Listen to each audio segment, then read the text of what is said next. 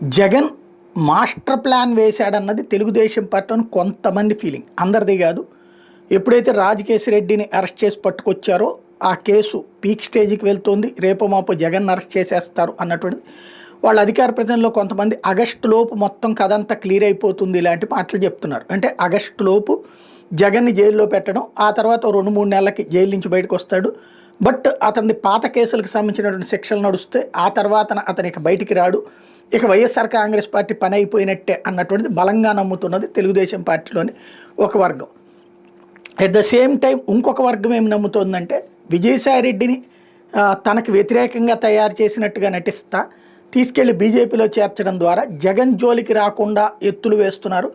గతంలో ఎట్లయితే సుజనా వీళ్ళ నలుగురిని అవతలకు వెళ్ళినటువంటి సందర్భంలో ఎలా అయితే బీజేపీ సైలెంట్గా ఉందో, ఇక్కడ ఉన్నటువంటిది మీరు చూసుకోండి అని చెప్పిందో అట్లాగే జరగబోతోంది అన్నట్టు వాళ్ళ నమ్మకం. ఏది నిజం అన్నది భవిష్యత్తు తేల్చబోతోంది.